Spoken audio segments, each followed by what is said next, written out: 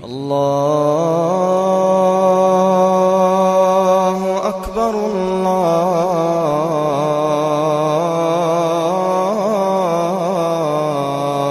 Akbar. 3 nasihat yang diterima oleh Imam Sufyan Ats-Tsauri daripada tok gurunya Imam Ja'far As-Shadiq. Tuan-tuan muslimin dan muslimat sekalian, nasihat ini saya ambil daripada kitab Butir-Butir Hikmah Sufi, karangan dan susunan Kiai Muhammad Anis Fuad Hashim, seorang ulama Nusantara. Tuan-tuan muslimin dan muslimat sekalian, Imam Sufyan Ats-Tsauri bertemu dengan tok gurunya dalam suatu ketika. Wahai tuan, jika tak keberatan, nasihatkan aku dengan beberapa perkara. Pada perangkat awal, Imam Ja'far As-Shadiq tolak, tak nak bagi. Sebab Sufyan Ats-Tsauri juga seorang ulama, seorang yang hebat dari segi hadis, dapat fiqh. Tetapi berjumpa dengan tok guru, dia minta. Tok gurunya tolak mula-mula, bahkan dipujuk rayu sampaikan menyatakan, wahai tuan, selagi tuan tak nasihatkan saya akan berganjak, takkan balik. Tuan-tuan muslimin dan muslimat sekalian, bila mana Sufyan Ats-Tsauri berjumpa dengan Imam Ja'far As-Shadiq untuk mintakan nasihat, kita kena kenal siapakah dia Imam Ja'far As-Shadiq. Imam Ja'far As-Shadiq satu ulama dan merupakan tok guru kepada ramai para ulama. Bahkan imam-imam mazhab kebanyakannya berguru dengan Imam Ja'far As-Shadiq. Siapa Imam Ja'far As-Shadiq? Imam Ja'far As-Shadiq adalah anak kepada Muhammad Al-Baqir, anak kepada Ali Zainal Abidin, anak kepada Husain, anak kepada Sayyidina Ali karamallahu wajhah. Siapa isteri Ali? Sayyidatina Fatimah Az-Zahra binti Muhammad Rasulullah sallallahu alaihi wasallam. Artinya Imam Ja'far As-Shadiq cicit kepada baginda Nabi sallallahu alaihi wasallam. Tak terhenti di situ. Imam Ja'far As-Shadiq ibunya bernama Ummu Farwah binti Al-Qasim binti Muhammad bin Abi Bakr. Ibu kepada ibunya Asma binti Abdul Rahman bin Abi Bakr.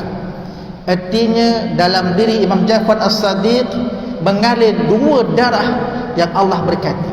Satu, mengalirnya darah baginda Nabi Sayyiduna Muhammad sallallahu alaihi wasallam daripada nasab bapaknya, dan daripada nasab ibunya mengalirnya sahabat Nabi, sahabat qarib Nabi Sayyidina Abu Bakar As-Siddiq radhiyallahu anhu.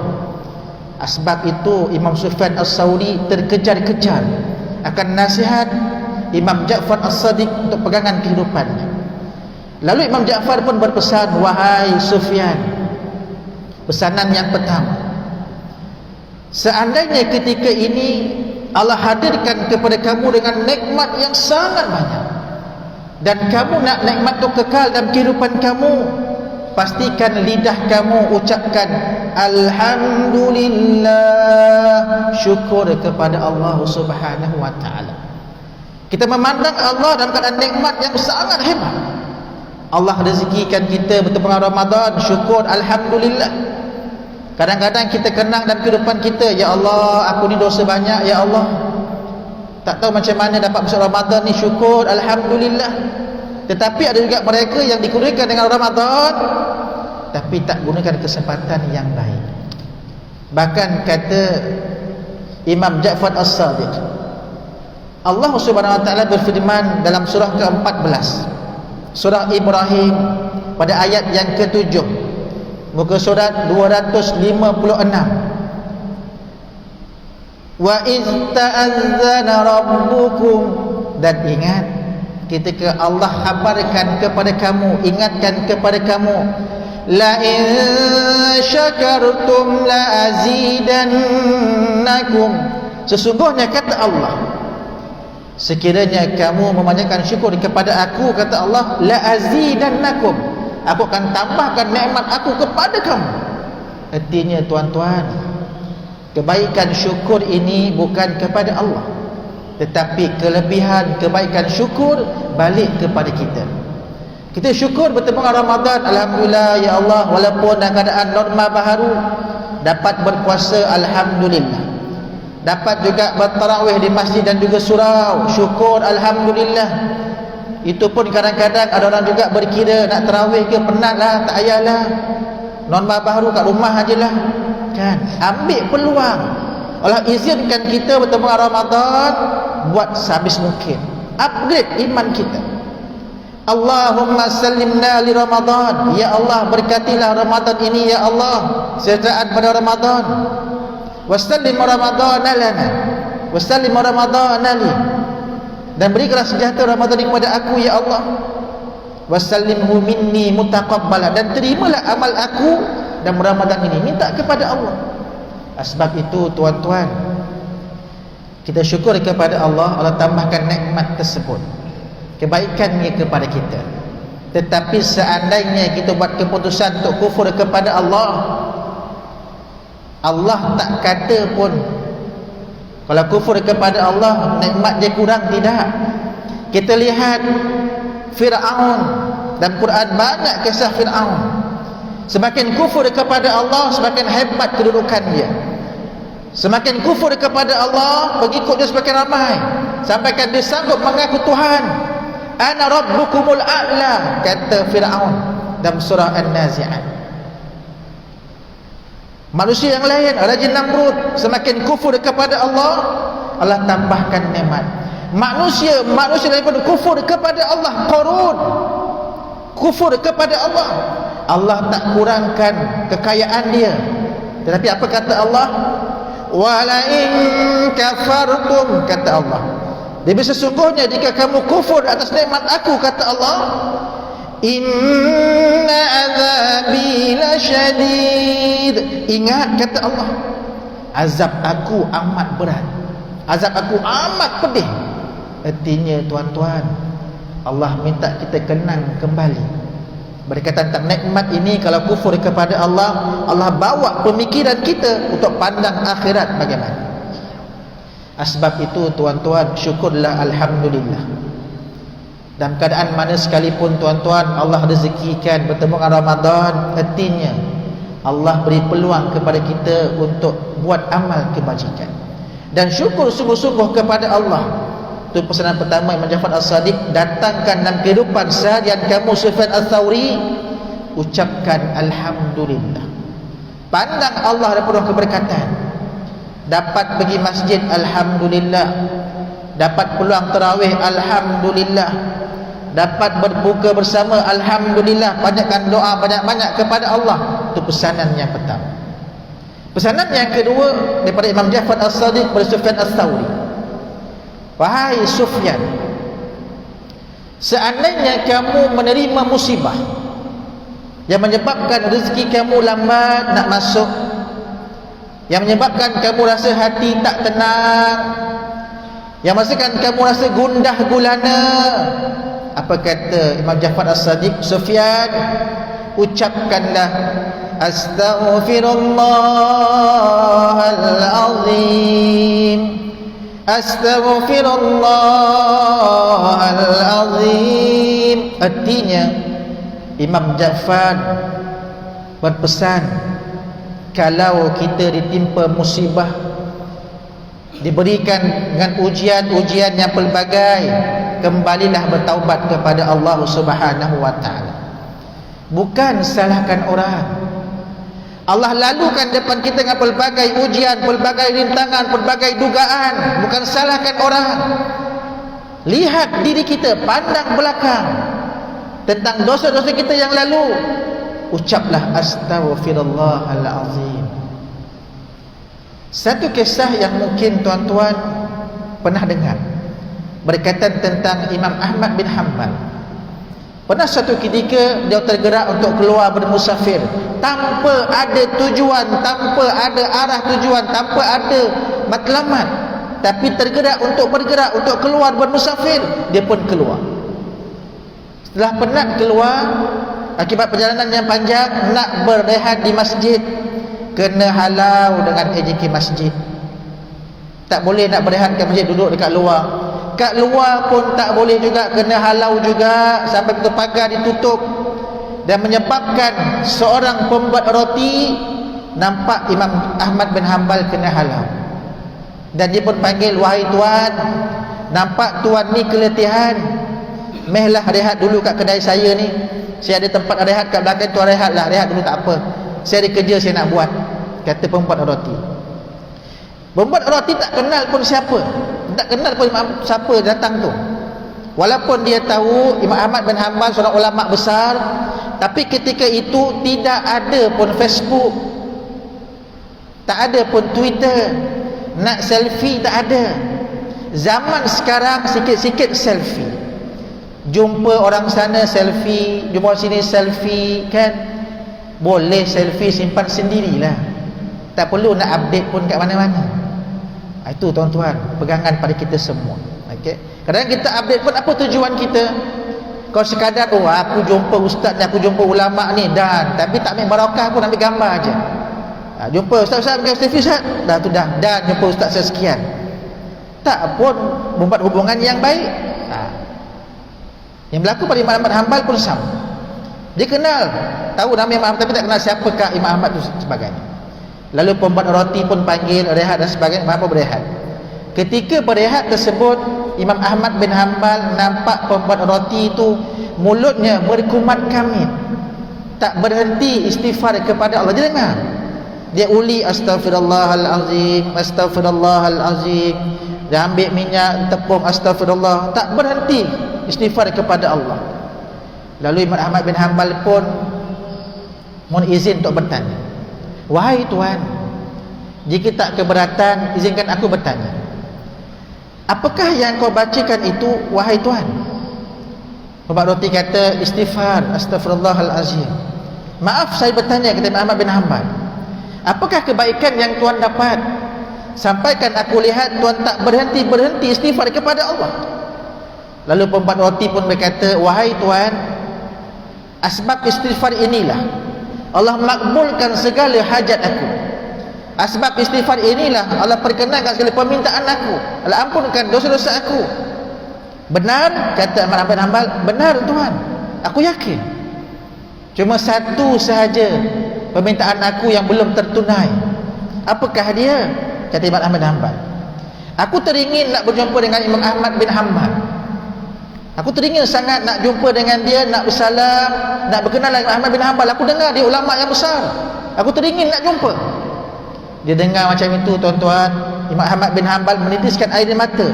Ya Allah, dia kata, asbab istighfar engkau lah aku kena keluar daripada musafir pada rumah tanpa ada tujuan. Sebab istighfar yang kau azimkanlah aku kena halau daripada masjid. Sebab istighfar engkau lah aku berada di hadapan kau sekarang ini. Akulah Ahmad bin Hanbal. Allahu Akbar. Tuan-tuan, nampak tak? Istighfar nampak macam kecil, pada kita remeh aja, istighfar, astaghfirullahalazim. Tetapi tuan-tuan, di sisi Allah sangat besar bagi mereka yang mengucapkan istighfar dengan betul-betul, dengan penuh keikhlasan, dengan penuh tawaduk, berbalik kepada Allah Subhanahu wa taala. Bukan hanya sekadar dosa kita diampun, tetapi Allah akan kabulkan hajat kita. Kita diberi ujian istighfar kepada Allah. Bahkan dalam Al-Quran Allah nyatakan dalam surah ke-71, surah Nuh alaihissalam, muka surat 570, bawah sekali sebelah kiri. Apa kata Nuh kepada kaumnya? Faqultu astaghfiru rabbakum innahu kana ghaffara. Wahai kaum aku, pohonlah ampun kepada Allah, minta ampun kepada Allah. Itu keluhan Nabi Nuh. Nabi Nuh tuan-tuan berdakwah pada kaumnya alf sanah illa khamsina ama, 1000 kurang 50 tahun. Nabi Nuh dakwah selama 950 tahun. Bukan dakwah yang cikai-cikai tuan-tuan, bukan dakwah yang biasa-biasa, lailan wa nahara, malam ke siang, siang ke malam. Dakwah Nabi Nuh Sampaikan dia merasa, ya Allah, apa kejadian umat aku ni, ya Allah, kaum aku ni. Dia pesan, faqul tustaghfiru rabbakum, minta ampun kepada Allah. Allah Maha Pengampun. Apa kebaikan istighfar? Kata Nabi Nuh alaihi salam, yursilis samaa alaikum midrara. Allah akan turunkan hujan mencurah-curah daripada langit. Para ulama menafsirkan, Allah turunkan rezeki mencurah-curah sebab kita istighfar kepada Allah. Tak cukup dengan itu, wa yumdidukum bi amwalin wa banin. Kalau kita ada masalah bab harta, bab kewangan kita ada masalah, istighfar kepada Allah, wa yumdidukum, Allah akan tambahkan kepada kamu harta, kekayaan kepada kamu. Tak cukup dengan itu, wa banin, ada masalah bab zuriat, kahwin lama dah tapi tak dapat zuriat. Jangan salahkan, ini keturunan awak lah ni, lambat dapat anak. Tak mengaku salah sendiri, tapi istighfar kepada Allah. Ada masalah bab anak-anak dan sebagainya, isteri tak nak kata dan sebagainya, istighfar kepada Allah, minta ampun kepada Allah. Bahkan kata Allah, wa yaj'al lakum jannat, Allah akan berikan kepada kamu kebun-kebun, Allah akan bukakan ruang-ruang rezeki untuk kamu semua. Wa ja'al lakum anhara, dan berikan kamu sungai yang mengalir deras, rezeki masuk mencurah-curah tanpa henti. Asbab istighfar kepada Allah. Ma lakum la tarjuna lillahi waqara. Tapi manusia ini, kata Allah, dia tak ingat pun, tak hargai nikmat Allah berikan kepada dia. Sebab itu tuan-tuan, kata Imam Ja'far As-Sadiq, pesanan yang kedua, ditempa dengan musibah, ujian, masalah dan sebagainya, jangan salahkan orang, jangan pandang kanan kiri dan sebagainya. Ambil wuduk, solat 2 rakaat.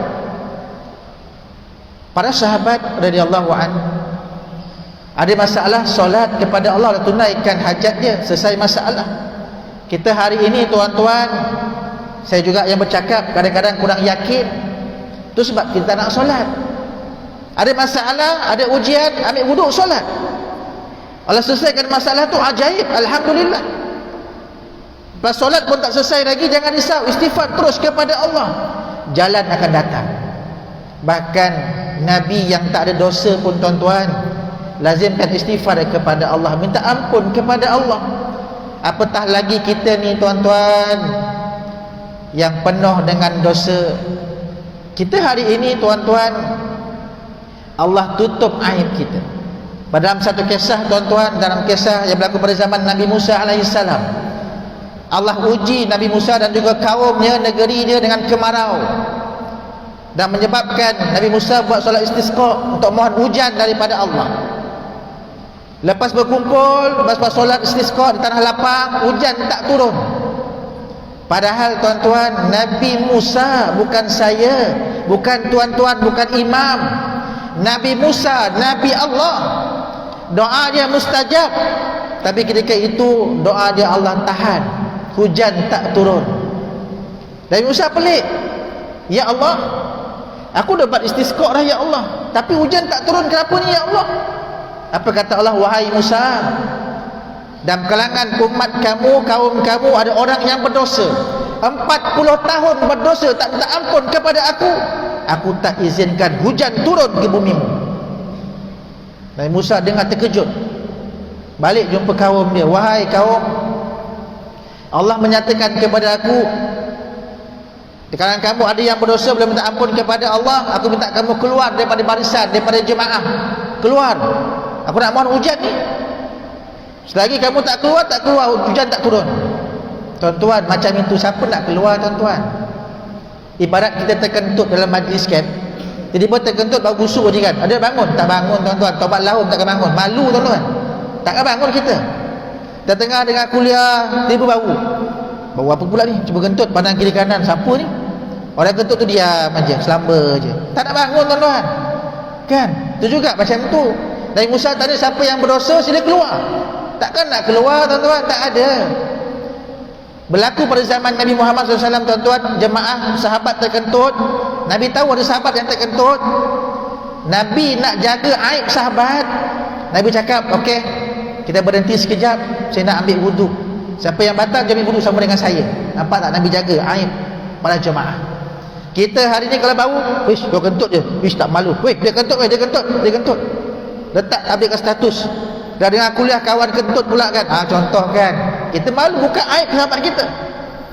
Tetapi tuan-tuan, Nabi Musa tanya, tak seorang pun yang keluar. Nabi Musa buat solat istisqa sekali lagi. Lepas selesai kali kedua, lepas doa, hujan turun. Nabi Musa terkejut, ya Allah, aku tengok kaum aku tak seorang pun yang keluar, ya Allah, dan hujan turun. Apa yang berlaku ni, ya Allah? Wahai Musa, kaum kau dah minta ampun dah kepada aku. Aku ampunkan dosa dia. Siapa dia, ya Allah? Beritahu aku. Hai Musa, Allah panggil. Ini urusan aku, baini wa bainahu. Urusan aku dengan dia. Dah minta ampun kepada aku ampunkan. Tak perlu nak ambil tahu. Nampak tak tuan-tuan? Allah tutup aib hambanya. Kita pula tuan-tuan senang-senang nak buka aib orang. Bukan setakat tu saja, aib sendiri pun nak buka. Itu sebab tuan-tuan, kalau ada kita buat dosa, jangan cerita dengan orang. Takut nanti orang tu dengki dengan kita, dia update status. Alah, Mamat tu dah berubah. 5 tahun dulu dia perangai sekian. Nampak tak tuan-tuan? Sebab adanya lubang-lubang syaitan masuk dalam diri kita ini, tuan-tuan. Itu sebab ada buat kesilapan, aib kita buat, jangan cerita dengan orang. Cerita, mengadulah kepada Allah. Allah akan ampunkan dosa, tuan-tuan. Jangan cerita dengan orang. Hatta dengan isteri pun, tuan-tuan, kalau menyebabkan hubungan-hubungan yang lalu dan sebagainya, jangan cerita. Merosakkan rumah tangga, tuan-tuan. Apa kita buat? Minta ampun sungguh-sungguh kepada Allah. Allah akan ampunkan dosa kita, tuan-tuan. Bukan saja ampunkan dosa, dengan hajat, bukan rezeki dan sebagainya. Itu kebaikan istighfar kepada Allah.